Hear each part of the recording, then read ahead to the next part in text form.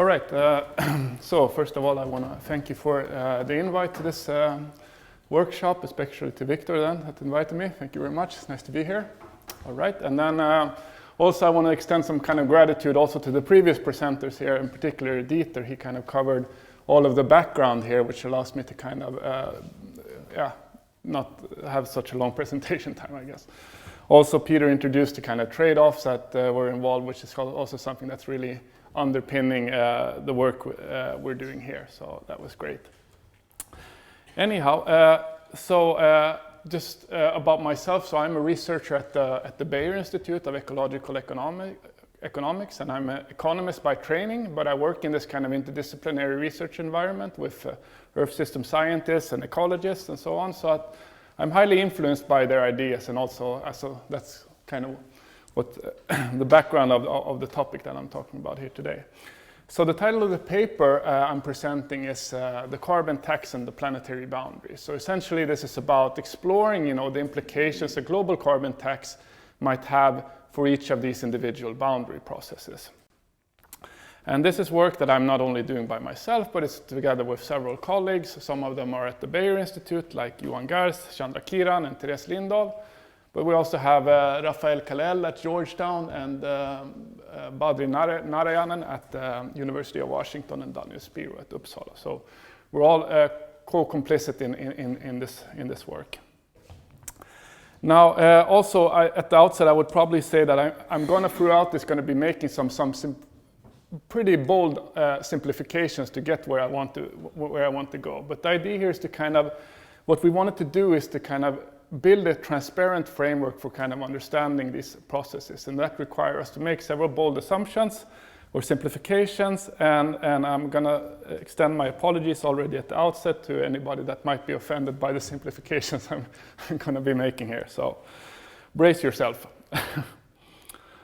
But so typically, I mean, when I give this talk to economists, I have to give a lot of the background on the planetary boundaries research, but I don't have to do that now. So we'll skip ahead.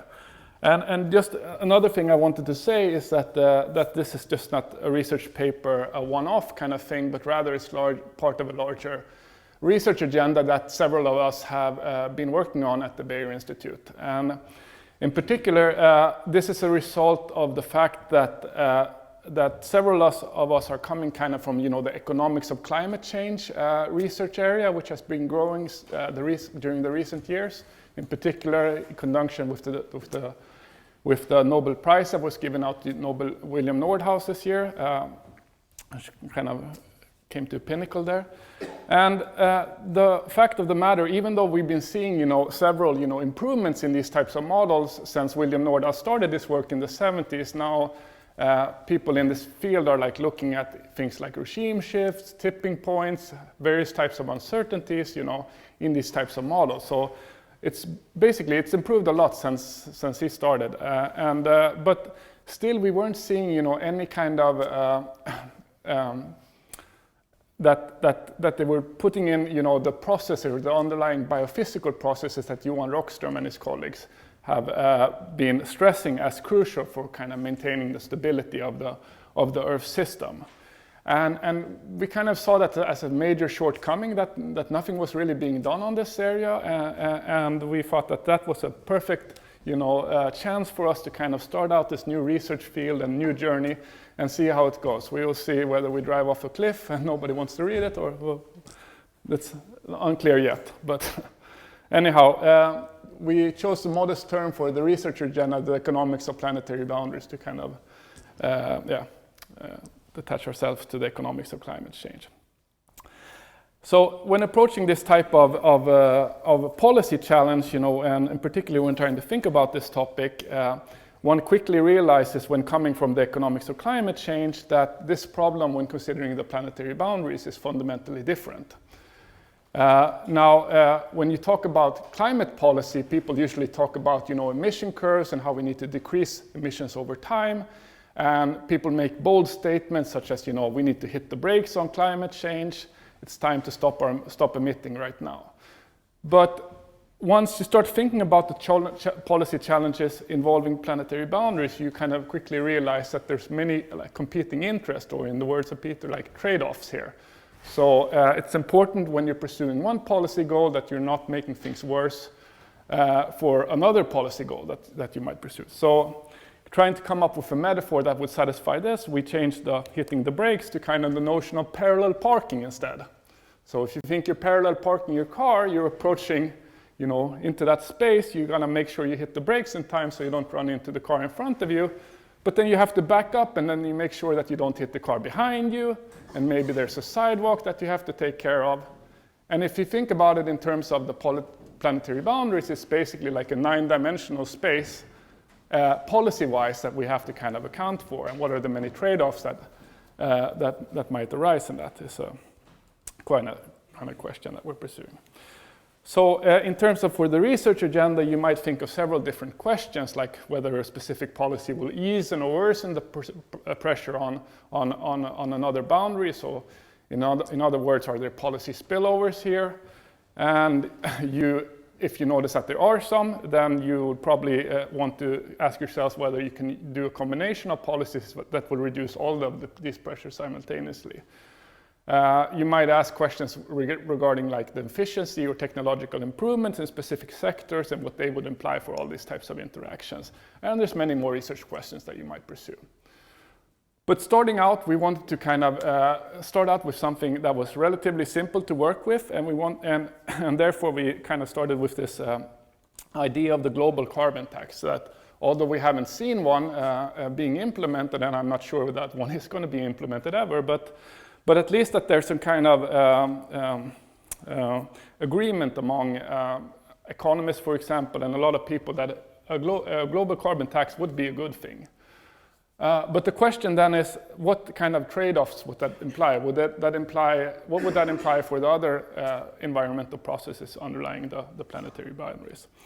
And so this is a kind of a research topic of today, so whether a carbon tax aimed at avoiding climate change will reduce other planetary pressures as well. That's what we're going to explore. All right, so method-wise, you can think of several different ways of approaching this. I mean, you might be empirically oriented, looking out there what type of data there is. Are there any good policy experiments out there that you might be able to use to kind of identify which processes were driving which and what the market forces were involved. But really, we thought that was kind of a daunting challenge to go down that path, and we didn't really see that. I mean, first of all, there's no global carbon tax implemented, so that would make it difficult for that reason. But you might use proxies, of course. But anyhow, being modelers from the start, so we kind of quickly resorted to the modeling world, and we started to think about what are the integrated assessment models out there that we might be able to use to study this question. And that was not so easy either, because we wanted a transparent framework, as I alluded to in the beginning, to kind of understand the main interactions there. And if we started out with the kind of models that we were most familiar with, for example, the models of William Nordhaus, the DICE model, the PAGE model of Nicholas Stern, or those types of models that we could have considered. But here the problem was basically that there weren't any, of these other biophysical processes in those models already. So we couldn't really go down that path, or we could have perhaps integrated them, but still it seemed that we were introducing more complexity in already probably pretty complex framework.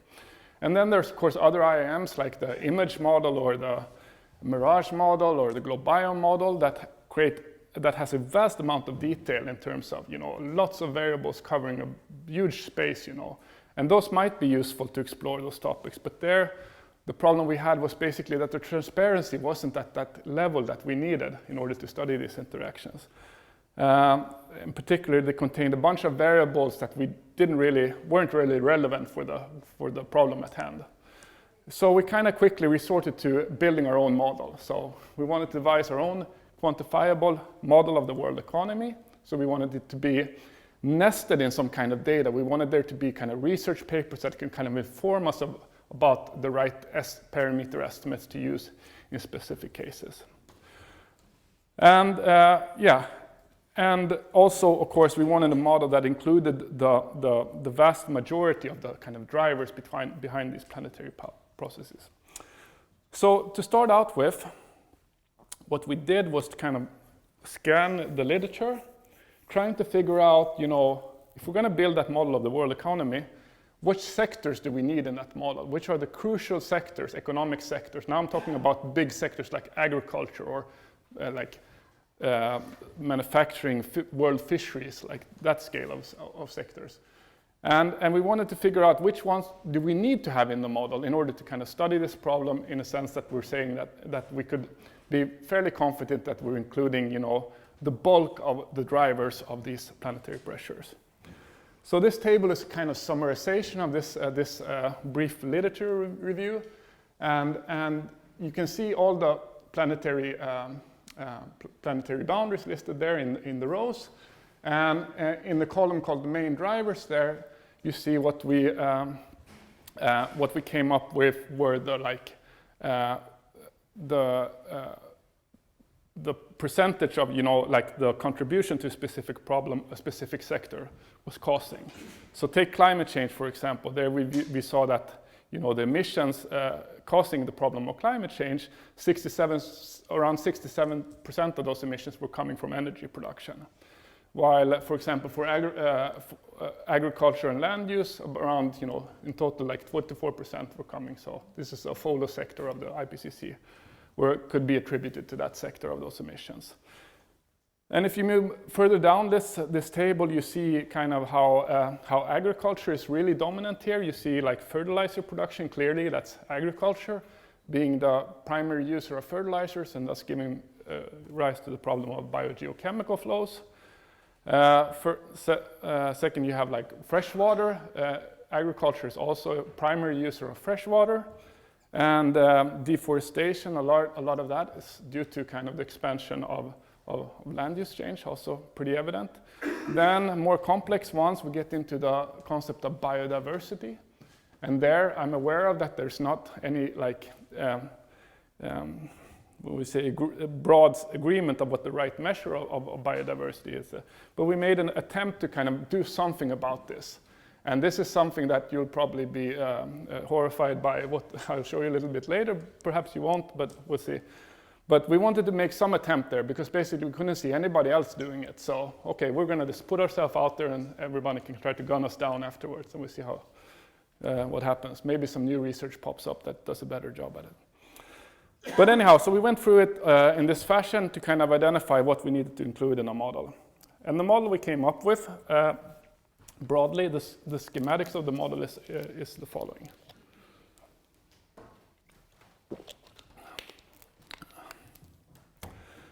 So the bulk of the model consists, of a consumption part and a production part. So this is a standard kind of economic model of a decentralized decision-making, a part of economic actors.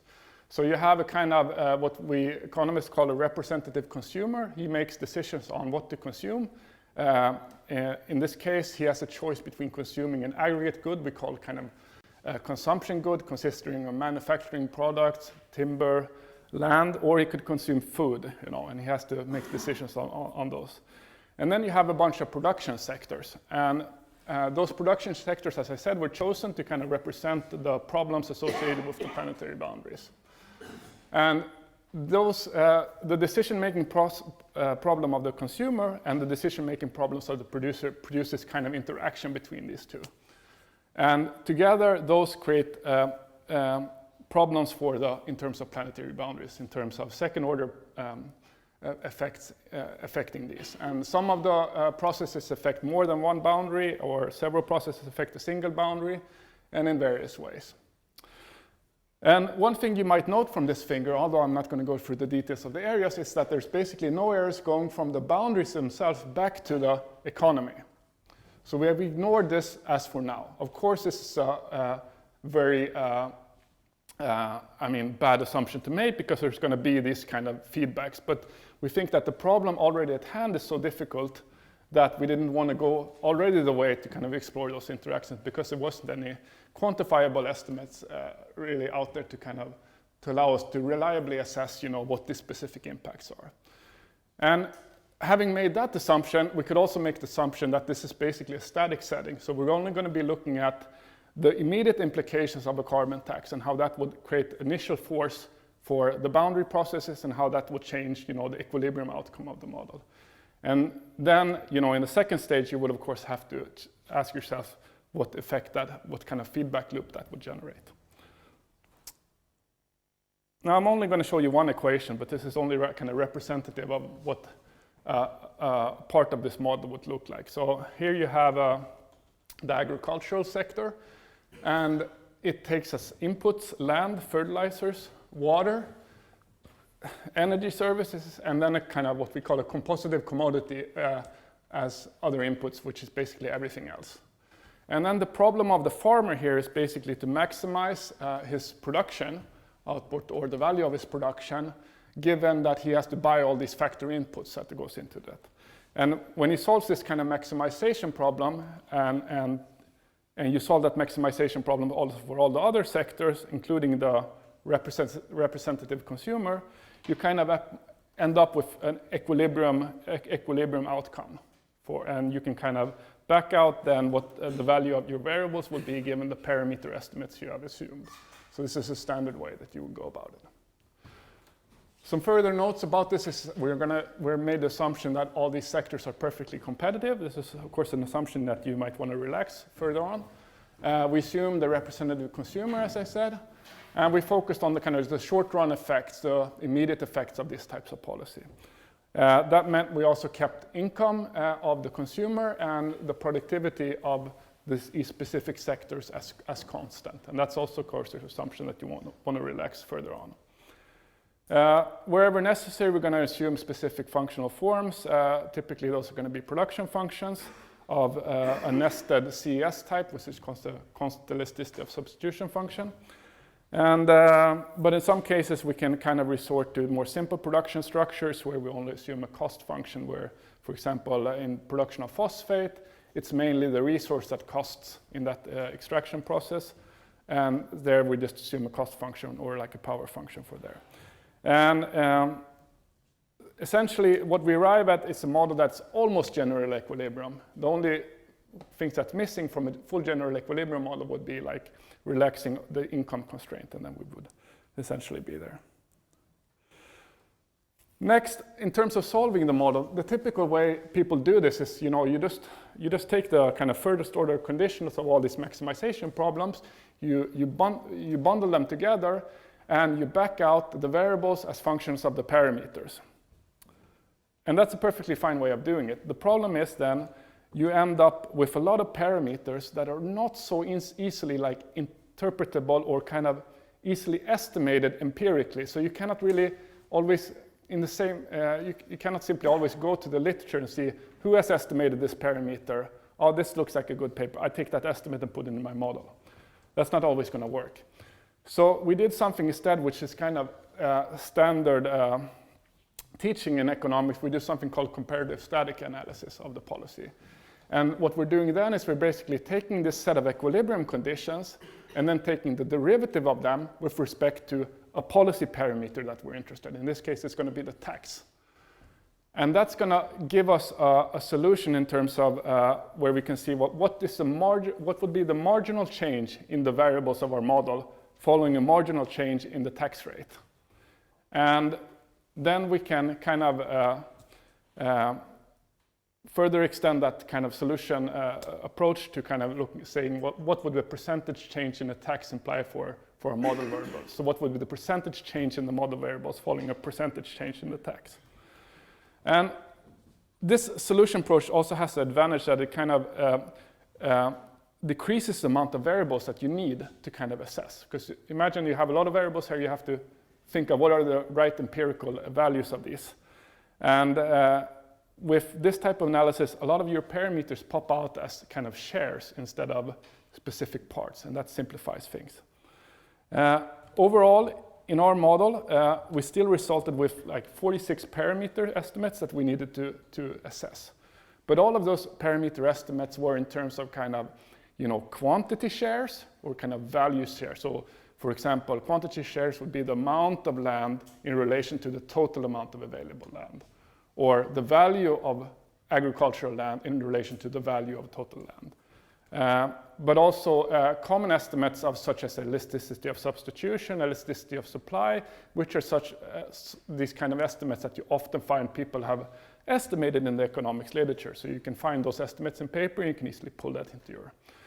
And this was true for most of the parameters that turned up after doing this exercise. But we also had to resort to secondary data sources such as the GTAP database to kind of get further estimates of the expenditure and quantity shares. And of course, as with any kind of attempt at this sort of pulling different empirical estimates from different papers and putting them into one model, this is a huge lot of uncertainty involved there. So we're going to do some kind of uncertainty analysis. We're going to take a range of parameter estimates and do some simulation. I'll get to that. All right, so what was the result of this analysis? So the following is kind of the key model variables and how they responded to this percentage change in the tax. So the first kind of sanity check you want to do when you run your first simulation is whether, if you implement a carbon tax that's a tax on fossil fuels, you want to see that there's some effect that you expect on fossil fuel use. So first of all, we see that this tax implies a reduction in the so percentage tax would lead to a 0.36 percentage point reduction in fossil fuel use in energy service. And you see that the numbers are all negative for all the fossil fuels there. Maybe I have a pointer here that could be useful. I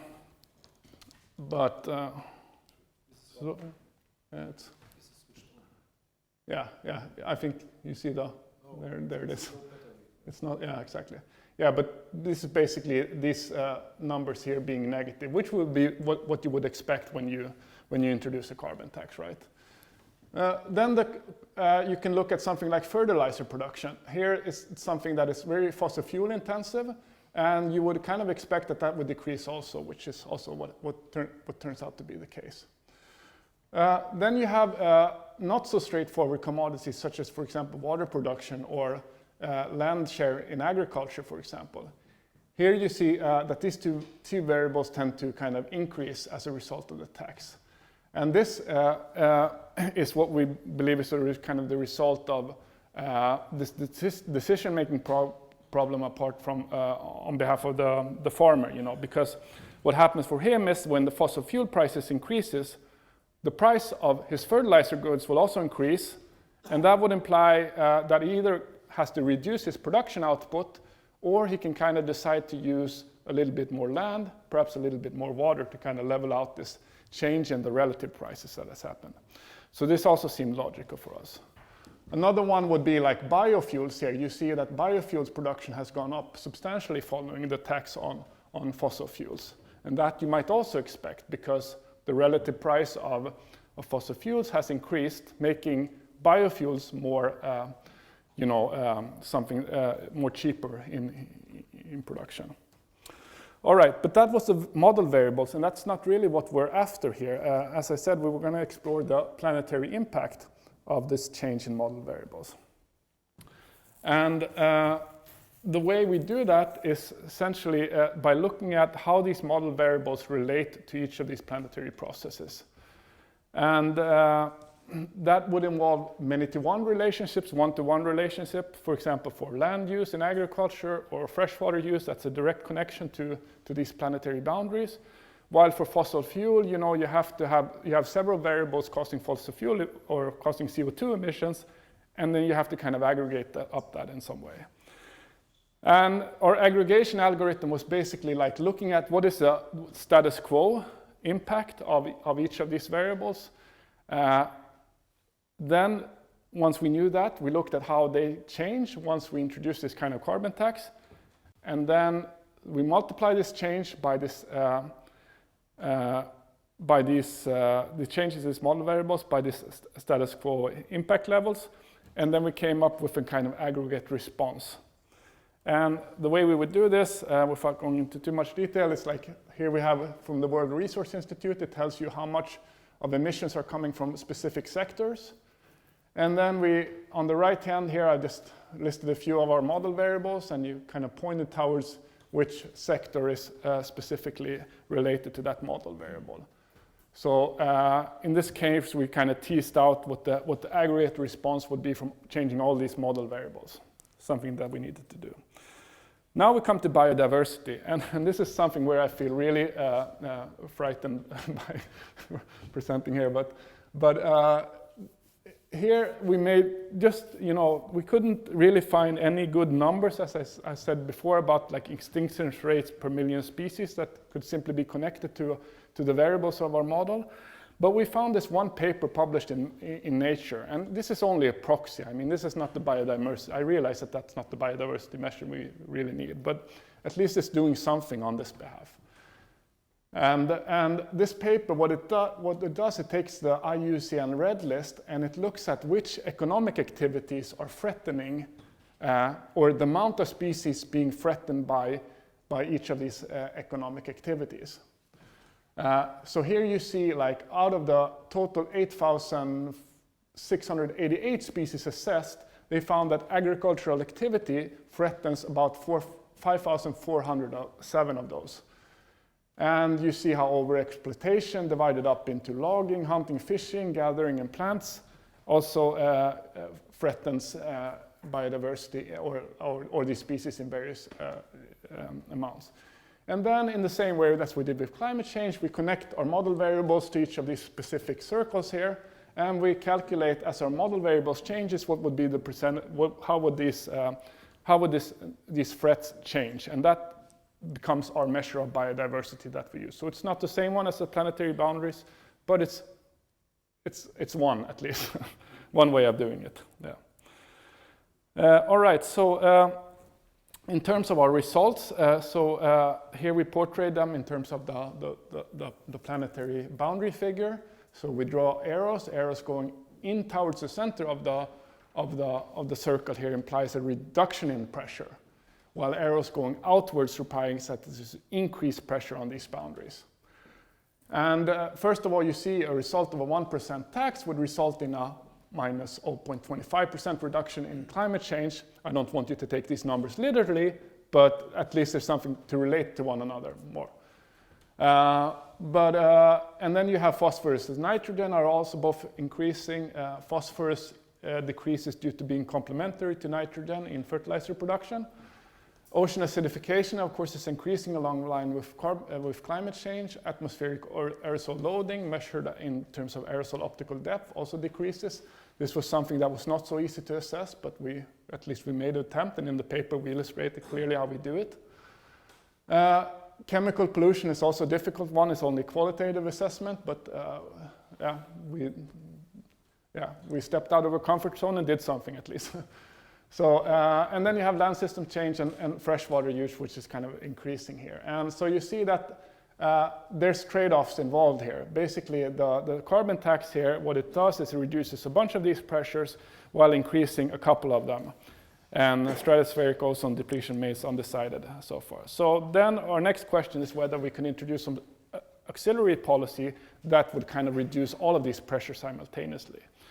And then we played around with biofuel policy, and we know that there's no talk about any biofuel tax out there, but there is a lot of biofuel subsidies being passed around. So you could imagine like pulling back these subsidies and seeing what the implications would be of them. In our model framework, that's essentially like we're introducing a tax. It turns out to be exactly the same thing in a technical sense.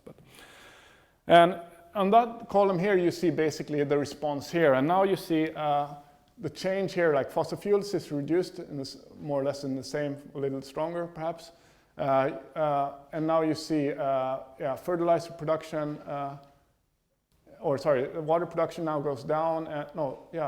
Sorry, I'm at the wrong column. I was wondering my numbers for it. But you see all of these are going down. So water production and land share in agriculture is also going down now. So not to spend too much more time on those numbers, I'll just summarize everything in the planetary boundaries figure once again.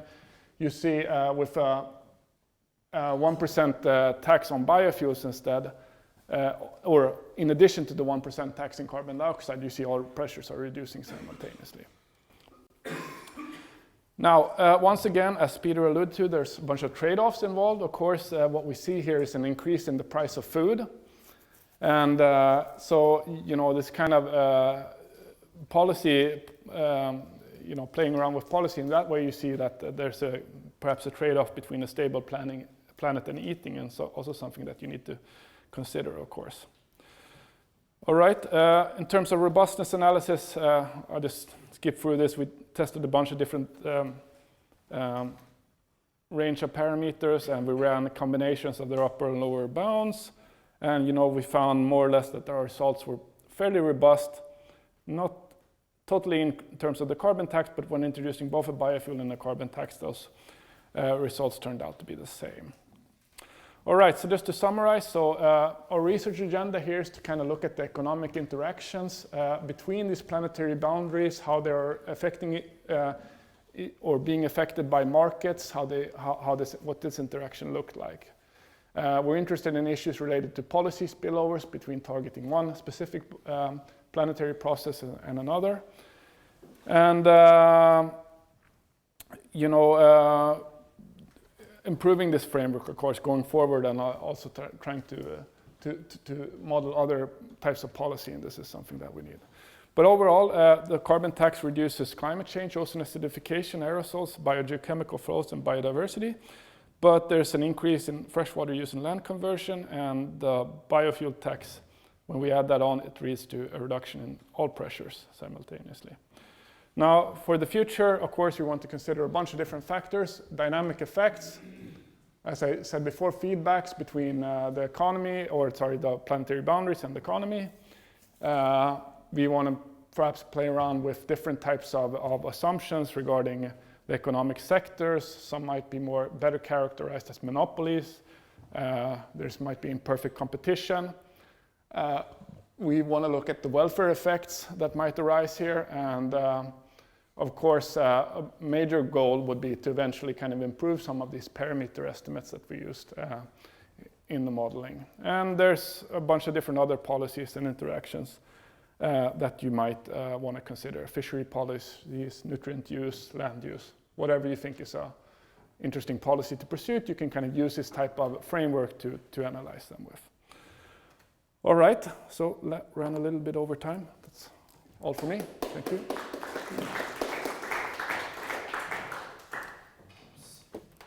Yeah, thank you very much. So we learned that carbon tax and biofuel tax would do a better job on getting the errors in. Yeah.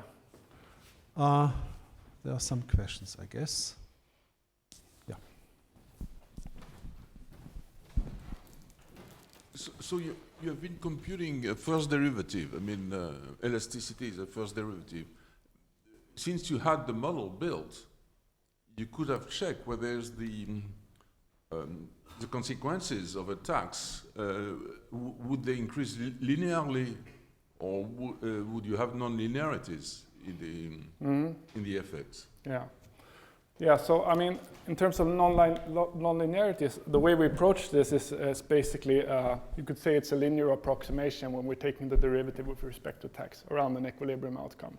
So we're not considering these non-linearities.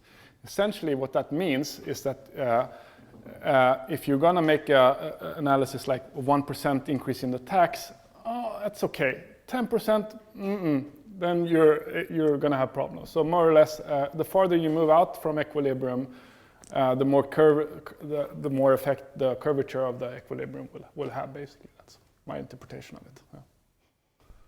Victor? Thank you very much, Gustav.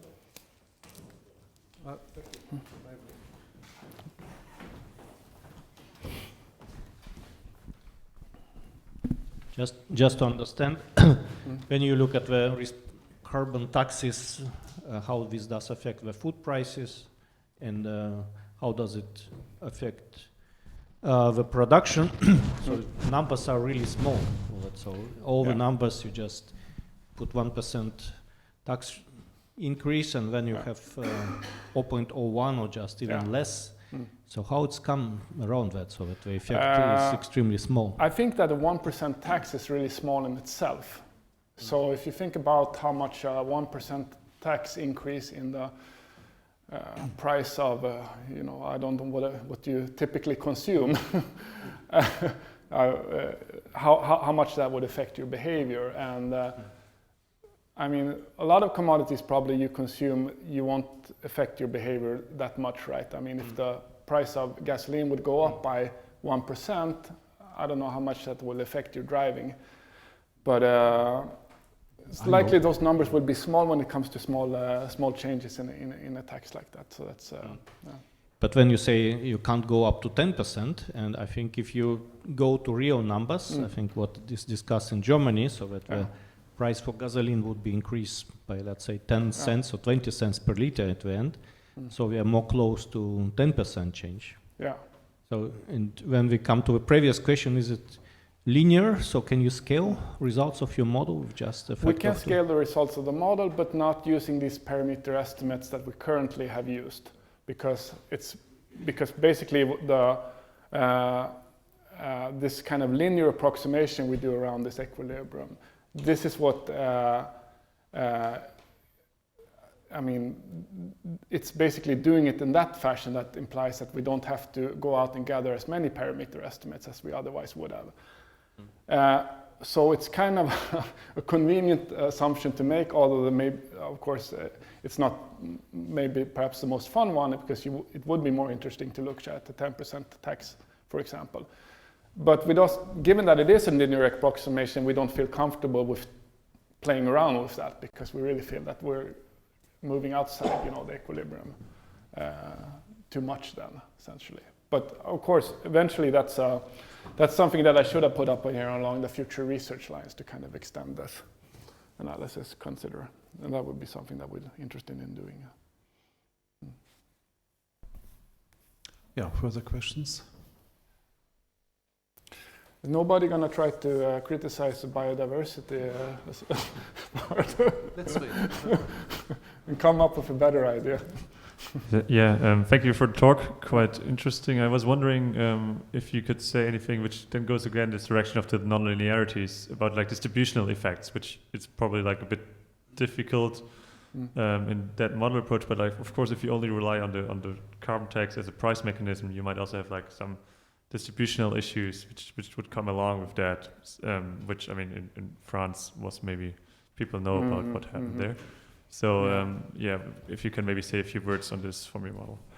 Yeah, so I mean I really can't say anything in terms of what we've done in this paper, but this is something that we want to explore in future research along these lines, because I mean clearly that's something that is crucial if you're going to have any political chance in pursuing these types of tax policies. I mean, the case of France was really clear when it came to that then.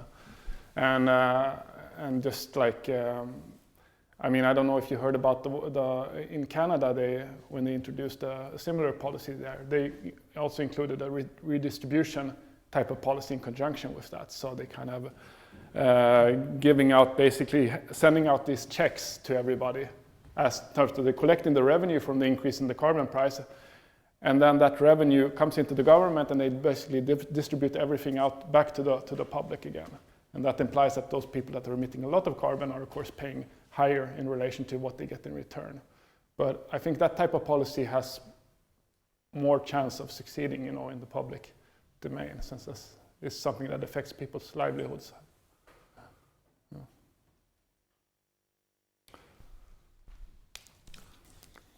One more question.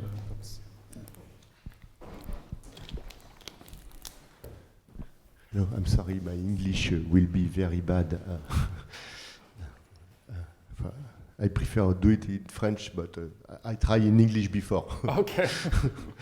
Does the model work with some parameter set to max? For instance, the maximum of energy is, I don't know, 1 electron volt. Does the model work with this kind of parameters? What type of parameters like that? You fix a max of energy consumption. Oh, yeah. Okay, yeah, you could introduce those type of quantity restrictions. Yeah. Yes, cool. Yeah. Okay, thank you. That's something that you can do, yeah.